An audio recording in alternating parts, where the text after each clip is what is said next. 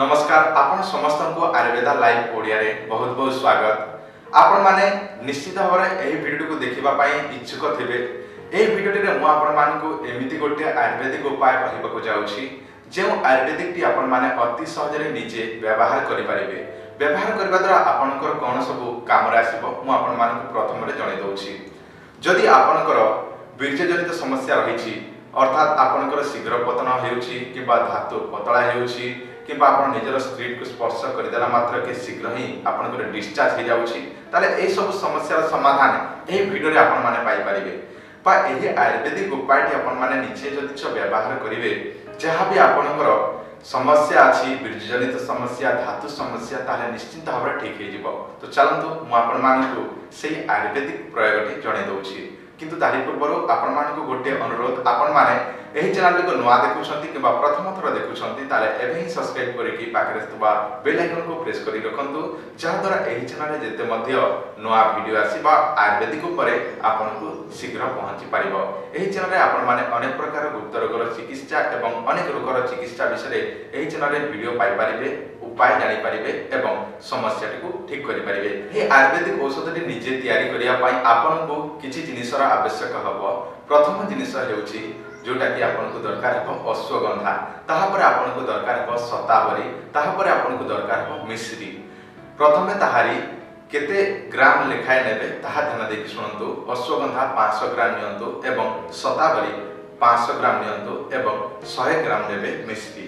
शतावरी एवं अश्वगंधा आपन चूर्ण बा पाउडर आपन किनिकी आनंतु जे कोनसी मेडिकल स्टोर रु आपन आनंतु किबा आयुर्वेदिक सेंटर रे आनंतु। जदि आपन को गां रे मिलू नाही टाउन रे मिलू नाही ताले आपण ऑनलाइन रो मगांतु शतावरी एवं अश्वगंधा 500 ग्राम लेखाय आधा किलो आपण ऑर्डर कर दियंतु किबा किनिकी आनंतु। देखु ताहि प्राइस बा रेट टी अधिक पड़िबो किंतु आपण ताहा आनिबे व्यवहार करबा पई।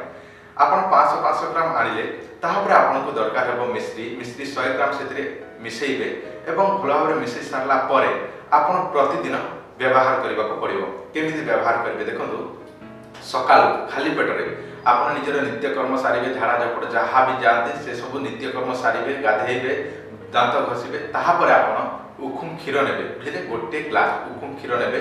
जदि क्षीर नाही ओमफेड क्षीर नै परिबे जदि ओमफेड क्षीर भी मिलु नाही ताले उखुम पानी नेबे बुझले।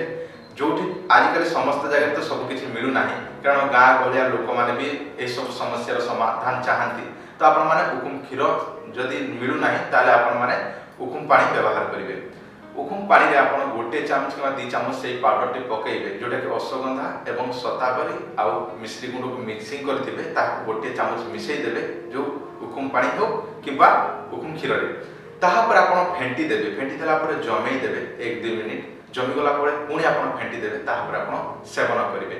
एही परे आपण सकाळ समय रे एवं रात्र समय सोइबा पूर्व भात डाली जहाँ भी रोटी खाती खाई आप व्यवहार करेंगे। सकाळू खाली पेट रे रात्रि खाई जदि 2 टाइम मासे 1.5 मास पर्यंत व्यवहार करंतु देखिबे व्यवहार जदि आप ठीक भाव में करेंगे टाइम टेबल अनुसार ताले आपनकर शरीर निश्चित भाव में ताकत आसीबो आपनकर शरीर को घोड़ा परि शक्ति आसीबो ता सहित आपनकर बीर्यजनित समस्या जहाँ भी अच्छी से सब ठीक हबो एवं आपण निजर शीघ्र पतन को समस्या को ठीक करि परिबे।